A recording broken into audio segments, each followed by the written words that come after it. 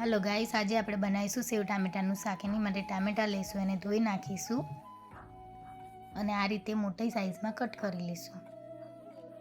લસણ અને મરચાંની પેસ્ટ બનાવીશું. ગેસની ફ્લેમ ચાલુ કરી કઢાઈ મૂકીશું. એમાં તેલ નાખીશું. એમાં રાઈ, લીમડો, જીરું, અજમો અને હિંગ નાખીશું. ટમેટા નાખીશું. મીઠું નાખીશું.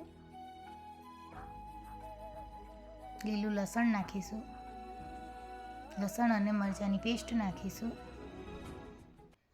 હળદર, ધાણા જીરું, મરચું, ગરમ મસાલો નાખીશું. મસાલા નાખીને મિક્સ કરીશું. ગોળ નાખીશું. મોળી સેવ નાખી દઈશું. ધાણા નાખીને ગાર્નિશ કરીશું. સેવ ટમેટાનું શાક તૈયાર છે. સર્વ કરવા રેડી કરીશું.